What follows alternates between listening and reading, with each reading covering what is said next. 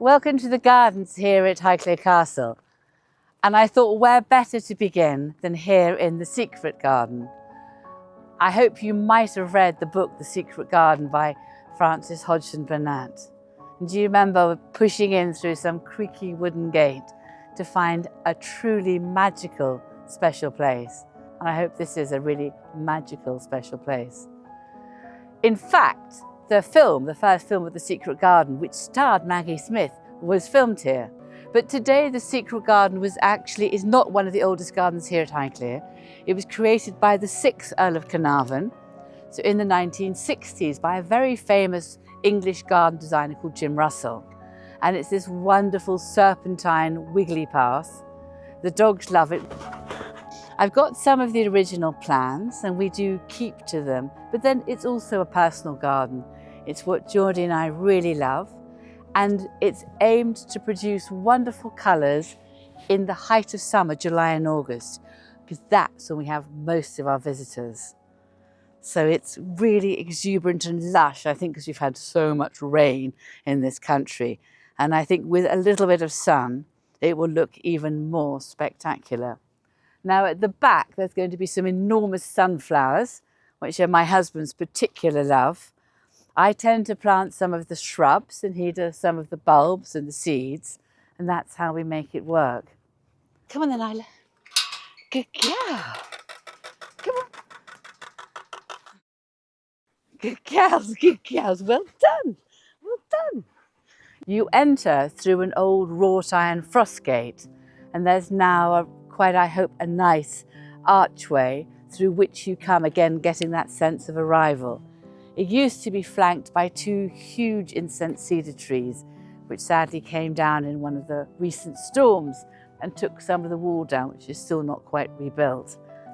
I'd like to replant them because they did have a specific sort of Italian smell as you came in, but not here. I think they need somewhere in the wilder wood, but I haven't figured that bit out yet. And in the meantime, actually, Geordie and I have planted the lychnis and the clematis and roses and everything around the archway, which needs a little bit more time for everything to go around, but I hope again will be a secret entrance. And as you come in, you face this cherry tree, which has got lots of tulips and daffodils under it in the springtime, and now is beginning to fill with a riot of colour. And every so often you'll see some of these pots, which Geordie and I have bought. They're made in an old-fashioned kiln, and they sort of weather, I think, amazingly. I think it's called a dragon kiln or something, but they look rather wonderful, and I think as if they've been here for many, many years. There are various signature plants from the penstemons, which appear throughout, the schizostylus, and then Geordie and I have a habit of planting roses up trees. That rose is near the tree, and it needs a ladder and some wire, I think, to wire it more into the tree, but it still gives us much pleasure. And as a gardener, nothing is ever perfect.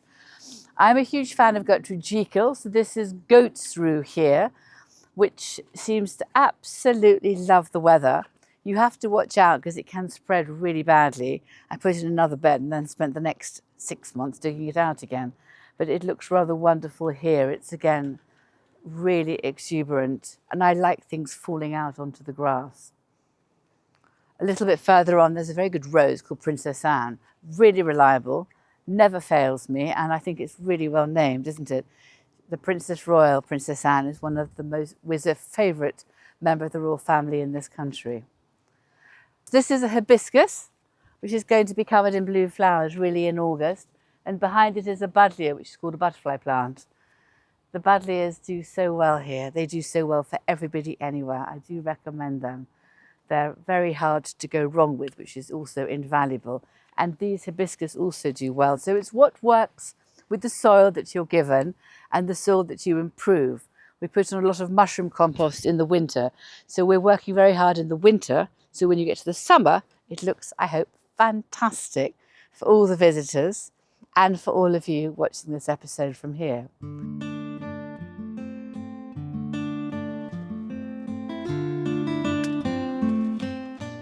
Come on then. Oh my goodness.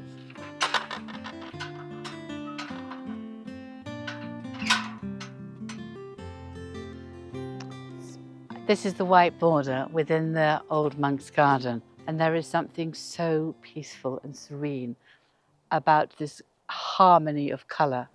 The most famous white garden is obviously that at Sissinghurst, and my parents-in-law began to create this, and George and I have continued. I love the obelisks, which I had bought, and then we painted them green. So what you see is the white flowers against the green, not a white obelisk with white flowers on it. It doesn't work as well. It's a really simple tip, but I hope works really well. There's a funny kind of cabbage-like relation over here called cramba.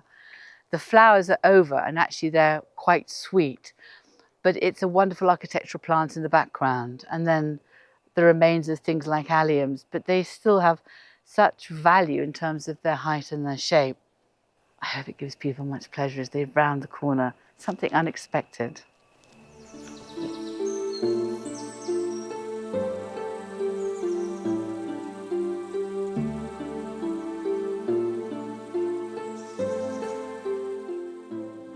This is now the Wood of Goodwill. There was once a wilderness here in the 18th century, created by Geordie's ancestor, Robert Herbert.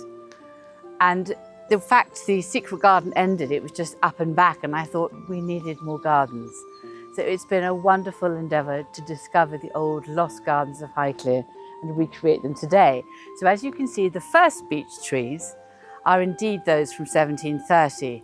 And then George and I have replanted the next 60 or so beech trees, extending up towards what is now a mound, which would have once had a temple on it in the 18th century. The 18th century gardening design was one of orchestrated landscapes punctuated by temples, places for everyone to go for a wander, to have a picnic, to enjoy the views. There were once 12 follies here, created once more by Robert Herbert. Now we're down to about 6, which is, I think, probably quite positive. But this is a complete joy. As you can see, the central part here between the beech trees is not mown, and that's because we discovered some rare British bee orchids have come back. So we want to hopefully encourage them to spread a little bit more. On either side there are some very nice paths for people today to walk along. This garden's divided into spring, summer, autumn, winter, because I didn't know where to start. So I thought 4 seasons, Vivaldi's 4 seasons. I'm now going to take you into the more summary area of our planting plan. It is an extraordinary joy to plant and watch everything appreciate in this world. So much of what we do takes resources out, and our lives, clothes, cars depreciate. But what you plant makes us and the world richer, and it's fun. So we're now walking from the oldest trees to the youngest trees, backwards. I wish we could do that in life as well. And all around you can see the oxeye daisies and the wildflowers which have naturally populated this area. If you give nature a chance and if you leave it alone, it's amazing what comes back. And there are also some communal British orchids scattered amongst here. Every single year it grows richer and better. Fascinating. Now all around here, amongst the wild grasses and the unkemptness, which allows space for wildlife, are trees which George and I have planted to commemorate those who've worked here in the past or still work here today. So there's one for Pat and Mike Withers, who are still working with us today after 62 years. There's one for a lovely lady called Nora Sutcliffe, who worked as our PA. She's still very much with us, though no longer working here. But she was here for 42 years. So it is a wood of goodwill, and I'm walking amongst friends. And there's a very cute walk here, which was planted in memory of a dear friend called Kit Hesketh Harvey, who sadly died far too young and a bit unexpectedly. And I've just begun it. It winds. He was a man for all seasons. There's some special trees planted. And I'm beginning to plant amongst the walk some quite colourful plants, purples and yellows, because he wore such colourful clothes. It's a way for me of coming to terms with the loss of people who made my life richer again. And he did so much for so many other people. He gave us such joy in so many songs. Great fun. So this is a little walk for him. We begin with a Philadelphus here. I love Philadelphus. They're one of my favourite plants. If I had to choose a limited number to take to a desert island which had water, this would be one. Philadelphus lemoine has the most extraordinary scent of summer. I'm always drawn to it. It spreads on the breezes and it just says summer and sun, even though there hasn't been a huge amount of summer or sun. Nevertheless, there's hope yet. There's the beginnings of some purples and yellows here. Now this tree I definitely need to stake. It's leaning over. So if you plant a tree well and stake it, it does do better. I need to come back and do it properly. But it's a beautiful tree. It's called an Acer Davidi. So it's got this glorious bark here, which is interesting in itself. It has a wonderful autumn colour, and it's named for Père Davidi, a French priest. So Kit, in whose memory it's planted, was very interested in pilgrimages. He had the most extraordinary voice and sang in church choirs, and was also entirely irreverent. So I thought this was a good tree to commemorate him. Over here is a Cornus Cusa, which has white flowers. They're more or less over now, but as you can see in the autumn, it will turn glorious shades. And it does very well here, so I've then planted a few more. If I think something's doing well, I'll then double on down. These purple spires are not planted by me at all, they've just grown here. They're called London Pride, and they used to grow in all the bomb sites in London after World War II. And they were a riot of colour and much enjoyed by the people who'd gone through such a tragic time. And they're growing round what I think is underneath might be a viburnum, but never mind, I think they're also adding colour to here. The scale of everything here is rather huge. We started with the small herbaceous border, the secret garden. I think we've probably added another 20 or 30 acres of garden area for people to enjoy.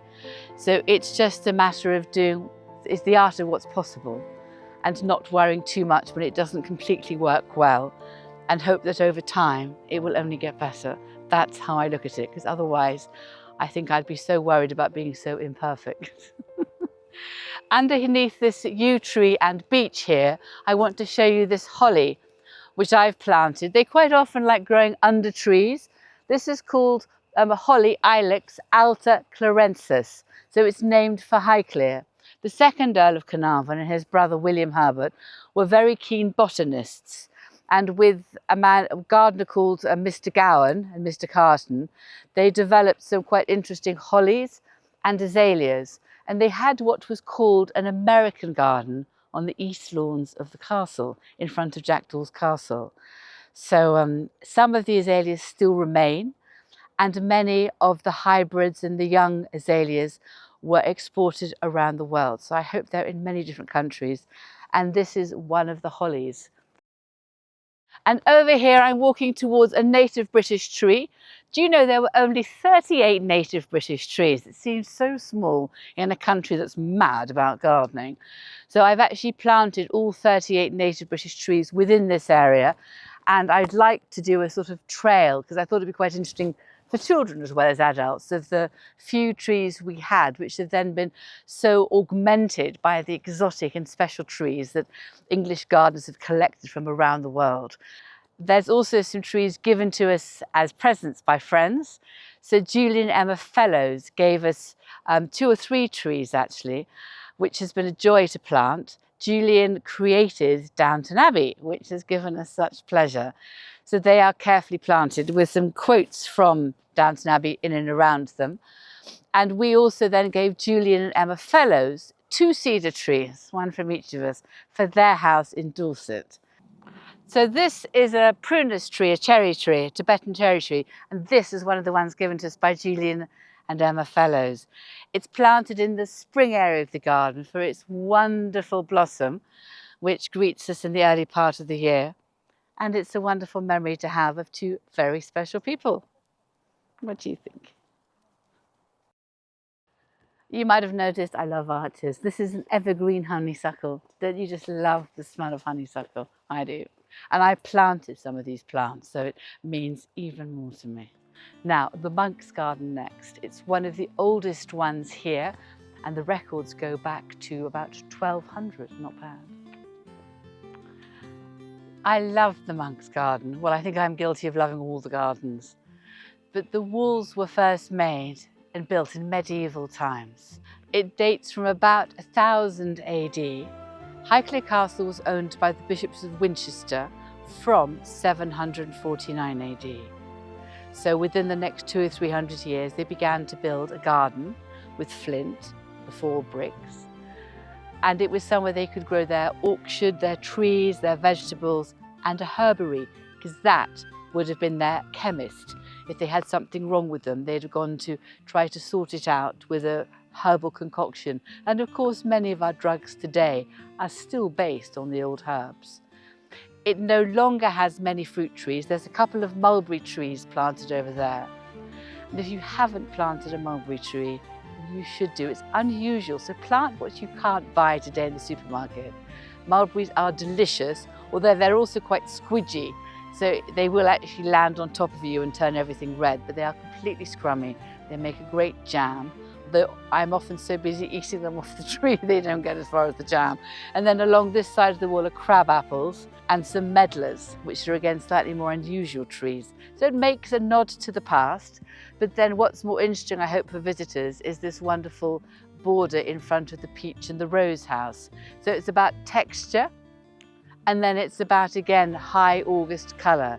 So you've got the Alchemilla mollis, quite a few euphorbias, salvias, Salvia victoria, lobelias, bronze fennel with all the fluffy leaves, which is quite fun, and some Geordie's delphiniums.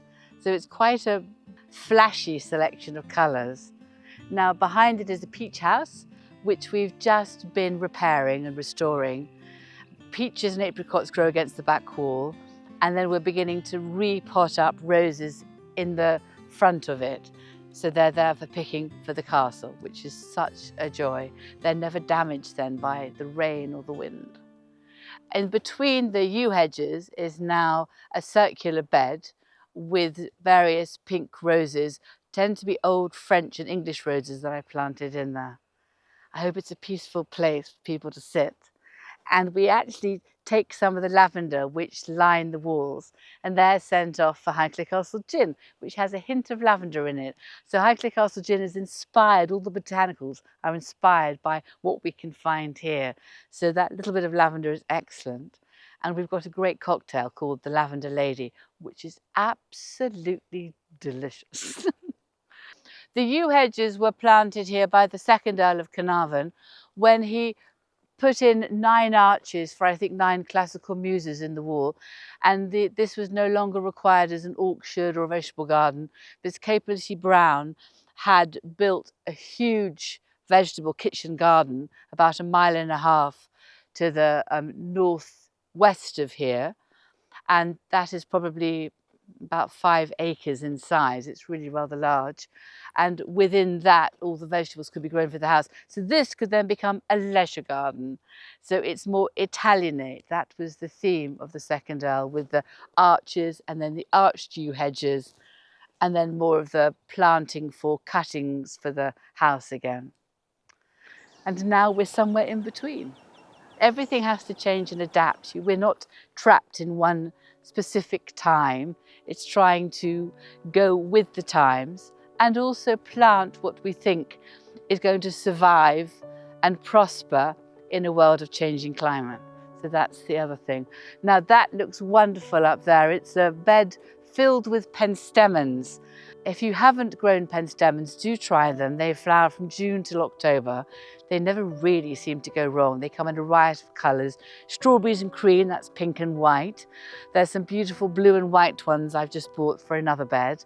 And this is just a mass of pinks.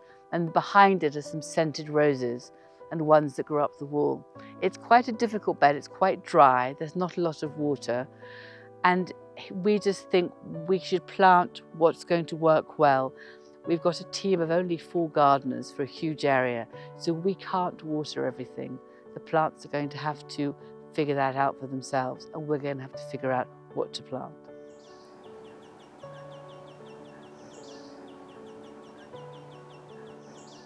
This is such a riot of colour, it just makes me smile just even looking at it. The glorious thing about living at Highclere is it changes through every season. There's always something new to look at, and there are layers of history because people have lived here for about 1300 years. So I'm just walking in their footsteps.